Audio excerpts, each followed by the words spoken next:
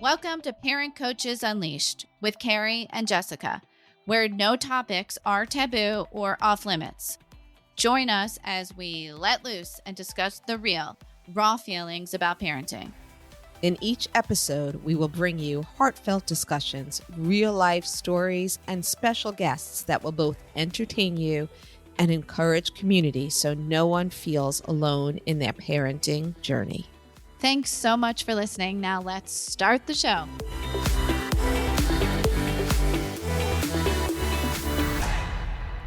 Back by popular demand. Drum roll.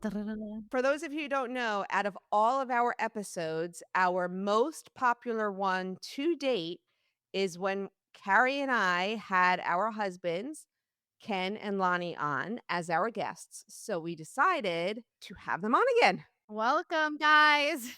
Happy to be here. Happy to be here. Okay, so this is what we're doing today. We're changing our format up a little bit. We're not just going to talk and ask questions. We're going to provide a scenario, and then we're going to talk amongst ourselves, the four of us, how we would handle it. Who would handle it differently, if we're in agreement, what we disagree on. So we have a couple of scenarios, okay? Okay. Ken, you good? I'm all good. Let's do it. All right, Carrie, why don't you start us off? Pick one of the scenarios. All right, here we go. Your child calls late at night and says that they've been arrested with a fake ID. What do you do? Oh, who wants to start? Come on, guys. Jump right in. I'll jump in. So are they away college or is it local? Like what? We're going to what's say it? away of college Away for college. Have you had issues with them? you guys need a lot of background information here. No, I'm gonna say it's the first time that they've been arrested. There's no history. They're good kids, good students. They just made a bad mistake, or they got caught making a bad mistake. What do you do? I think the first thing you do is you hire them a lawyer, right? And you try to bail them out. I would find Lonny, you don't hop in the car? You don't head on up there? Or that's a 5-hour ride. I need my sleep, Ken.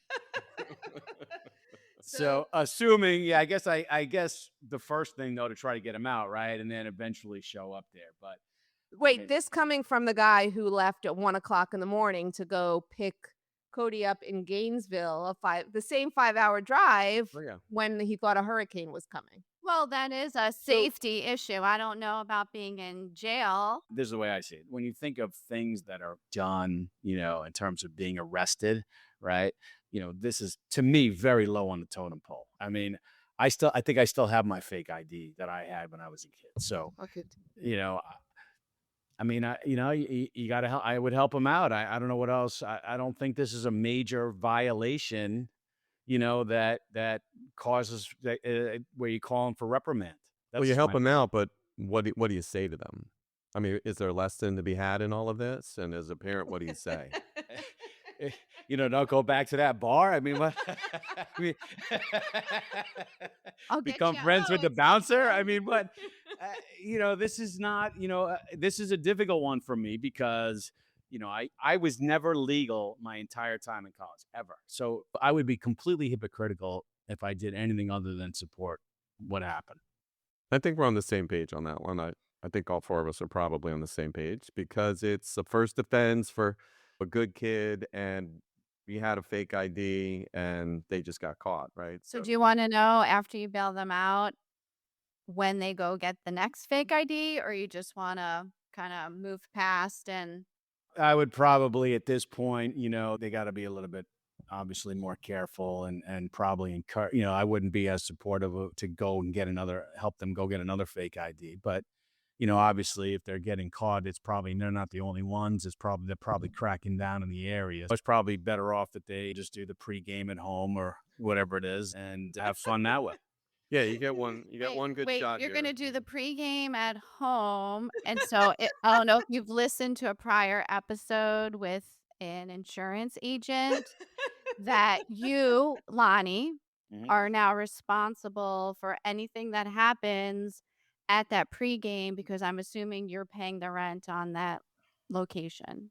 So we'll just... I didn't necessarily. You didn't listen to that episode? I didn't necessarily mean our home. Just Or pregame his. just at At home. one at It's all what somebody's. pre-game somewhere else that has nothing to do with That's the anger or that's family. Lonnie's advice. Yes. See, So, right, let's move on. Let's move on. That was a bit of a softball. Okay. Yeah. okay. Here's one. This one comes up a lot. We see on social media for our groups, for our neighborhood groups. The cops ring your doorbell. Mhm. They tell you that your child is one of the children who has been driving recklessly on an e-bike Mhm. or even a regular bike, doing wheelies in the street and flipping drivers off. Mm. And they come to you and they say, your child is doing this. What do you do? Do you say not my child? No, not to the cop. I think you start with the conversation. I think you start with the conversation with your kid. And I mean, I think you have a responsibility to your community, right? I mean, you want to teach your kids what's right, what's wrong. And if your kids are, doing some things that are just unacceptable, you got to deal with it. I mean, that's where I would start. It would probably depend on how that conversation went, where I would go from there, right? I wouldn't, this isn't 6 months of grant. This is like find out what's really happening. Do you take away the e-bike? Potentially. Yeah, I'd say potentially, right? I mean, I think I would start with that. Or before that, I think I want to know, how do you know for sure it was my kid? It's not my kid, but how do you know for sure? What did you see it with your own eyes? Did someone tell you? my suspicion is that you would have a pretty good idea whether it's your child. Yeah, If it comes to a police officer coming to your house, right? that's So, yes, good point. Very Yeah. good. I would question my child and see and hear what happened. And if they did it, hopefully they would admit it. I mean, especially if there's video proof or whatever it is. And Right. and they would in a situation like that, they would absolutely be reprimanded because, if we were ever to give an e-bike or to one of our children, I would imagine we would establish rules first. So, that would certainly be a major violation of a rule. Yeah, that's a good point. yeah, no, I think we're on. Yeah, All right. Yep. Everyone's Okay, in so far. agreement? All right. I'm going to disagree with Lonnie next time just because. Okay. All right. So back to college age kids. What would you do if you found out at the end of the semester that your child withdrew from half of their college classes and you are funding their So college? you're paying for school. You're paying for it. You're paying for school. And without your knowledge, they just completely dropped, let's say. So they only took half a semester worth of classes, like 6 credits, let's say, without sharing that with you. What do you think? That's a good one. I mean, Ken, that's where I would absolutely drive up right away. Okay. Well, they have to That- it's the end of the semester, you have to pick them That up. to me is a face-to-face conversation. I'd want to know why they withdrew from all the classes. Was it too much of a workload? Did they not like their major? Second, I'd want to know why they wouldn't tell us. Right. And, that's an issue right there. And then, lastly, I would want to have a conversation about what their plan is to do. And, not everyone is meant for college, right? That's not a path for everybody. If our child is not meant for that path, if that's something that we push them into doing, that they didn't really want to do, we probably have to reevaluate, our communication skills Yeah. with them, right? Mhm. But if ultimately they didn't want to, continue college, obviously I think I'd be disappointed, but I would be understanding and, I'd be disappointed for them not feeling comfortable enough to tell me. Yeah, I think that would definitely be the Yeah, worst takeaway. right. That would That- be probably the worst for me as well. Yeah, I would say all those things, but it would also depend. Is this the first semester of college or like the first semester of their senior year? Right. Either way, you'd want to try and get to the bottom of why they didn't feel comfortable talking to you about it.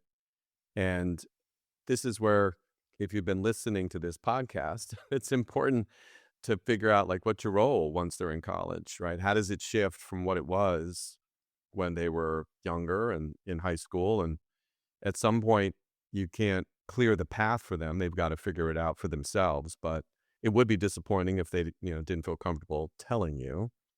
but now what, right? I mean, you don't want to continue to support their college education if they're going to, make those kinds of choices. But at the same time, you don't want to torpedo the future. So it's a little bit of a, threading a needle with something like that, I think. Feels like if that were the case, that where there would be some underlying issues that Mhm. would need to be addressed. So getting to the bottom of those is what I would think. Yeah, and for me, I think it would be about the communicate like, why they did not feel comfortable talking about it before they made that choice. Even if it was they had already decided in their mind, "This is what I wanna do," I would have hoped that there would have been a conversation first. Okay. What you got? Your child is being bullied in school. Mhm. What advice do you give them? What steps do you take? What conversations do you have? What does that look I'd actually like to go last if possible. like? Okay, Ken? Well, I mean, the first thing that comes to my mind when I hear about kids being bullied today is the potential catastrophic consequences, right? And so I'd have to take a breath and figure out how I would want to approach this with the school, right? I mean, I know your child probably doesn't want to tell you because they'd be afraid you would do just that, but really bad things happen from kids being bullied, right? Then again, it happens all the time, right? Many kids are bullied and many, find a way to work through it themselves, but I'd want to try and understand how much of an impact it's having on their mental health. Ladies, anything? What do you got? I don't know. I am going to be, so I'm assuming that the majority of the listenership is predominantly female on this podcast. Is that a fair Well, statement? I that's mean, a I fair would imagine. statement. So I'm fairly certain that what I'm about to say is going to be highly unpopular amongst your audience. And I'm going to completely disagree, Ken. I know that is, not what you're supposed to say today and all that, but I am old school. Okay. And I think you got to handle the bully right then and there. Okay. And I'm going to tell you a little story. My nephew, okay, this is a true story. My nephew was, I don't know how old he was. He was maybe a couple, 6 or 7. I don't remember what he Well, he was was. on the school bus. He was on the school bus. Okay. And I go to, this is my sister's son. And I went to go visit them, and he tells me, and he happens to tell me the story that he's getting picked on the bus. They're stealing his lunch. They're beating him up, whatever they're doing to him. They're bullying him on the bus. So I said, "So what did you do?" He's like, "Well, I told the teacher." And I said, "Who told you to do that?" You know, he's like, "Mom did, my sister." I said, "That's not what you do." I said, "I'm telling you, what you do, you know, is next time you see him and he starts doing that, you punch him straight in the face as hard as you can."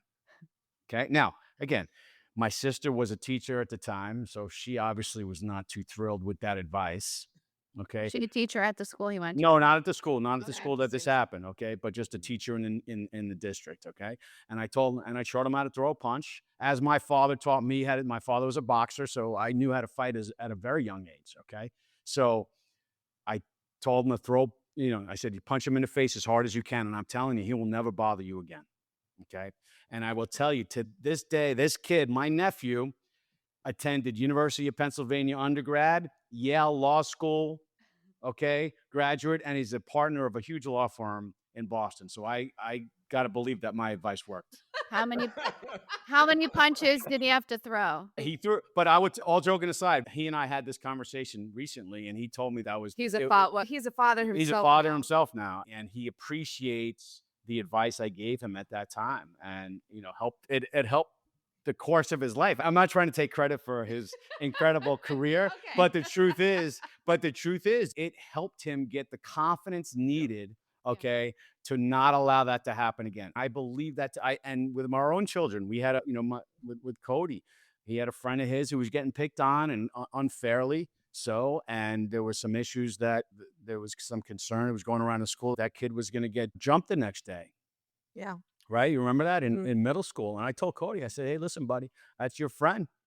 You may have to jump in there, help him out." I mean, that's just it. And again, I know what I'm saying is not popular. I recognize that's not what you're supposed to say and this and that. But that's just how, if you're asking me how you deal with bullies and how to handle it, that's my opinion and my advice. So No, it is there doesn't any matter. room Okay, go ahead. for conversation? I mean, is there any parental involvement, school involvement? What if your kid does get punch a bully and then they're the one in trouble? I have no problem with that. I really, I know, again, what I'm saying is not popular, probably. We're not But judging. We're just listening. No, yeah, we're just I'm just no saying, judgment. like, I've always told, and Cody was when I told that to Cody, he was concerned about getting in trouble. And I said, don't listen. If you help out your friend, okay, in a time of need, you're not going to get in trouble. At least not by Not me. but right. Certainly not by me. Yeah. And Now, would it matter if it was your son or your daughter? Like, would you give your daughter the same advice? that is a great question, Gary. We don't have daughters. We don't have daughters, so I don't have to answer that one. If it was, I would probably give the same advice if it was physical bullying, You mean being picked? Be like, yeah, you know, What if someone was just calling her names? listen, it's probably a double standard. I recognize that, but I don't know if I would give the same advice. What if, so I obviously I didn't have the same approach at solving the problem that you did, but bullying today is often not about physical confrontation. It's cyberbullying, right? I mean, I don't know that the answer always works, right? I mean, there's a different kind of bullying that's more Yeah. prevalent today, right? So that's sort of what I was thinking about in my head. I wasn't thinking about the old school bus where somebody turns around and says something or, hit you in the head and what are your choices? Yeah, I suppose you could knock them in the face and But what do you get away do with with it. I don't, cyberbullying? yeah, it's a little What do you different. do? What's your advice then? What do you do? I think you have to report it. I mean, I Yeah. think you Yeah, that- report yes. it to the school, you report it to see something, say something, or whatever. If it warrants, if it's a threat, Yeah. if it warrants And- the police. To And be by the way, involved. that's documented proof, right? Of something that occurred and things like that. Where a lot of the bullying that I was just referencing again was before the was before the internet. but where a lot of times it wasn't done in where you can prove it, right? Where there was Yeah. video or anything like that. But yeah, I would certainly support reporting to either the proper authorities as well as the school. I think what you were trying to say with, the advice you were giving is, maybe that child needs some confidence, right? And I totally agree. Building confidence, I keep reading more and more about this, is incredibly critical because confidence keeps away anxiety, right? If someone has confidence. Anyway, I understand what you're saying.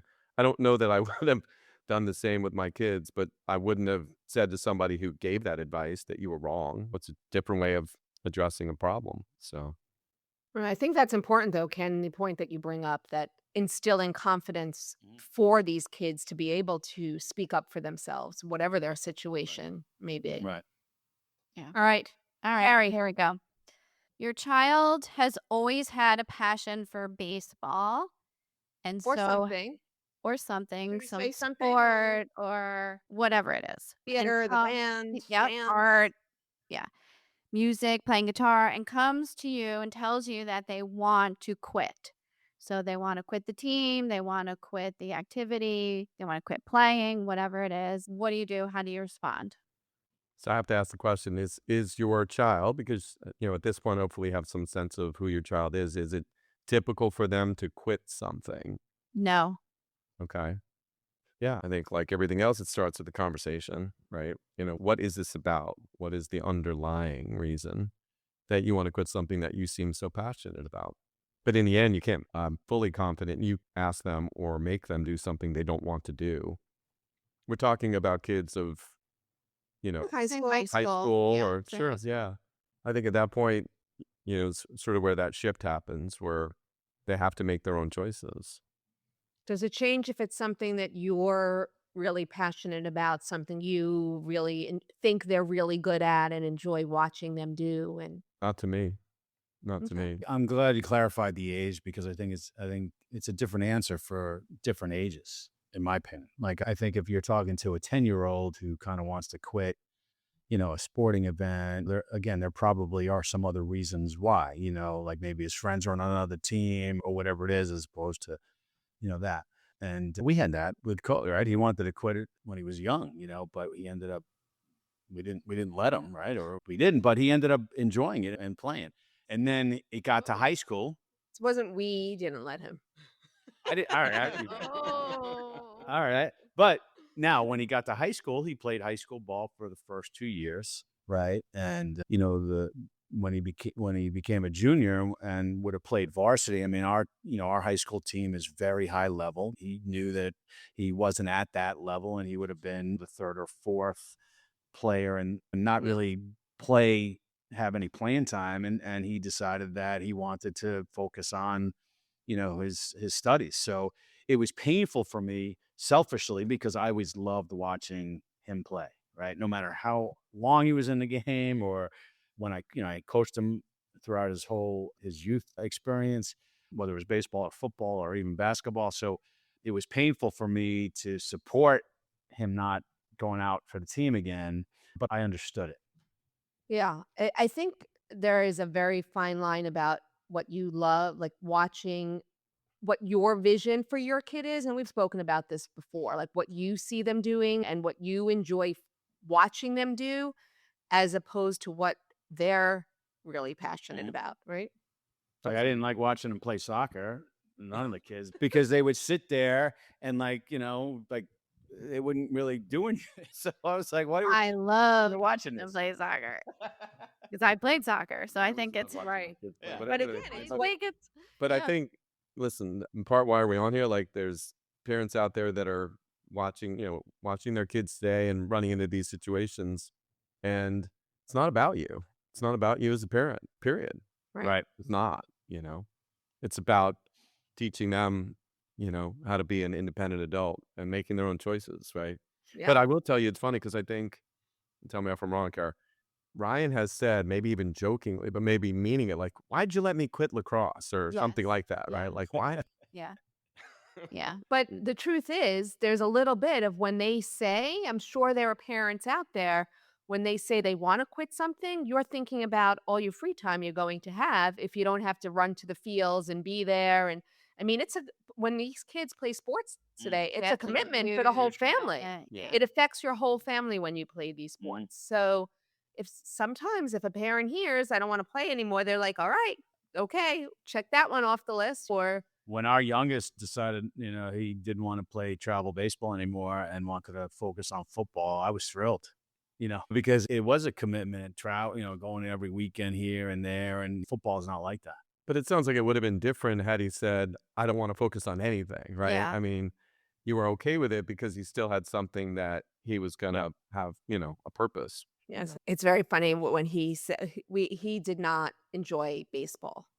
And at one point, we thought he was really into meteorology because he would check the weather every Oh. time there was a baseball game. But it was because he was hoping the game would be rained Yeah. out. Yeah. Yeah. That's how I felt in August and September with flag football. Oh my If it gosh. was raining, I'd be like, pray, like, please let it rain. Yeah, and we love flag football was always my favorite season for them, for So the boys. hot.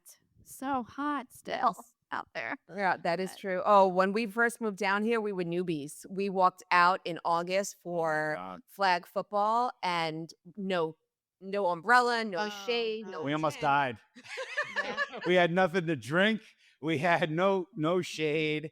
I don't know how hot it was. Oh my god. We, It we was don't know terrible. what will It was terrible. on like Like a Saturday 120 afternoon. degrees. Yeah, and that's Right? probably before they had any of the coverings and the awnings Oh, on 100%. the bleachers, Yeah.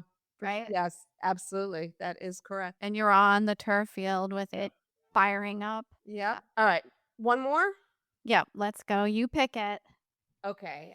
Your child calls you and says they need $500 or any amount of money you want to put on it for a gambling debt. How do you handle it? It doesn't matter, like, if it's 500 or if it's No. 2,000. Like, does that impact your It, thought it process? matters, but it doesn't matter nearly as much as the issue itself, right? Right. I don't know. I'm just a little bit more sensitive. I don't know if I was when I was younger to kids and their addictions, right? Yep. Today, you have to be very, very mindful of, what's happening, just generally speaking, right? Probably 80% of all kids today, as we've heard it from the teacher that you had on the other Yeah. day, that they're all gambling. So it seems like it's a bit of a crisis, right? So if you find out your kid not only is gambling, but ran into a problem where they were spending money they didn't have, there's Yep. a whole host of issues and lessons to be learned. Try not to overreact, but yeah, it does matter. If the number was 5,000, There's only one way out. That's you bailing them out, right? There's a level of irresponsibility there that's pretty meaningful. What do you do, Lonnie? So if I'm being honest, this is a situation where I know what the right answer is, right? No, I know what the right answer is, but I probably wouldn't follow it. Well, I'm just being honest, right? Because, like, believe it or not, at one time I had hair, okay, and I used to go get my hair cut by this guy named Guy, and his name was Guy, I have and no idea where you're going with this.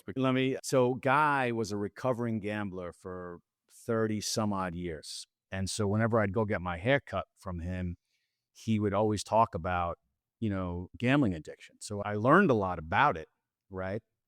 And so he would tell you that you are absolutely not to give that money, right. absolutely not to be an enabler. Not no no there's nothing that should be that would be said that he would say give the There would money. never be a Never situation be a where he would, situation. yeah. So that's the reason why when I started my response that I said, I know what the right answer is because of my time with Guy. So wait, the right answer is The right answer is don't. you do not you do not pay for the debt, you do not pay any money, you do not do anything. That's the right answer. Okay. But if I'm being honest, it would be very difficult for me not to solve that problem at that moment and pay the debt with the understanding that the son or daughter would need to go into rehab, or there has to be some kind of consequence of the action. So again, while I know what the right answer is, I probably wouldn't follow it, Okay. if I'm being honest. Well, I hope they call me because I would do the right thing. I would tell them, I'm coming with you. We're going to whoever you owe this money to, and we are making out a payment plan and how you're going to figure out how you're going to pay them back. Whatever it is, if you're going to get a job, if you have to sell something, whatever it is you have to do, I'm not giving you my money for this. And it is a personal experience with this in my family. And I've seen what a gambling addiction can do to your family. And it is something that I would really want to hopefully nip in the bud immediately. And there are consequences as well as figuring out a payment plan. If there's therapy that needs to be had, there's an underlying issue there for why your child couldn't stop and walk away and why they didn't know that it was a problem before they were $5,000 in. So, or $500 in, Would, or would there be whatever a, it is. would there be a scenario where therapy wasn't part of the solution? It feels to me like there absolutely. No, that would, yeah, it would definitely have to be, and with the right person too, someone who had some, because even if you just say, okay, don't worry, I've got the money, here you go, you're just fixing the problem in that moment. There are underlying issues that are not being addressed. And that's where my help and support comes in, not paying the debt for them, but trying to help them through whatever addiction they're going through or whatever led them to that point of getting to owing this person this much money. I would tell you that Guy would tell you that that's still enabling. That's just What, that helping them figure out a payment yes, plan? correct. That he would tell you that is you're being an enabler, regardless of whether you pay the money or whether you are assisting them with some kind of payment plan or how. So he would just say, let you figure it out? Yeah, he would. He would. All right, but That is so that being said, you say no, right? Based on what Guy's theory, right? Guy's experience, you say no. And let's say they figure out a way to get the money. They sell something, they pay it back. That might solve the issue at hand, the owed money, but does it then solve or help the problem that might be You know underlying? the answer to the question. There's no. Right. Why, no. why would it? Right? Right. I don't. And I'm not, and by the way, I'm not suggesting cut it off, don't pay it and then that's it. Then, we wipe Yeah. our hands of it. Right. I'm just saying as it relates to the specific debt. Okay. And of course, the support in terms of therapy and things like that, that would be supported. Okay. What if your child says, "Well, you didn't help me. I figured it out. I'm not going to therapy. I don't think I have a problem." It also depends how old, right? If it's a Right. 16-year-old, it's a little different than it's a 24-year-old with a job, but I mean, again, unfortunately, you can't help somebody that doesn't want to be helped, right? So if if you're saying, again, it depends on the age of the kid. If the kid's Yeah. 16, I think, listen, you can't live, you live in our house. These are our rules. If you want to stay here, then you're going to rehab. I mean, it's just that simple. Yeah. If they're 22, I think that's obviously a different conversation. I think an intervention is required. Try to get other people who they're close with, friends, other family members who, with some kind of intervention to try to encourage them to seek the help that's needed. yeah, this is not It's an inconsequential issue today. no, and I don't Never think was, right? there's But it's less today than it right, was. and I don't think there's one path to helping your child either. No. I mean, No. all right. All Well, right. So this was awesome. And I some- think, our 4 opinions better than one. I don't know. I think we were all pretty much on the same we were. page. I mean, yeah. And the underlying theme here is communication with our kids. You want to keep the lines of communication open and develop your relationship where they come to you when they do have a problem or before they have a problem. All right, guys. Thank you for joining us again. thanks for having us. We Thanks for appreciate being it. here. Loved it. And for everyone out there listening, please like, share, and send us any questions that you might have, whether it's for Jessica and I or for the guys. We'd love to hear it. Or any other situations, we could always come back on and tape another one. All right. We're in. We're in. Thanks for being with us. Have a good one.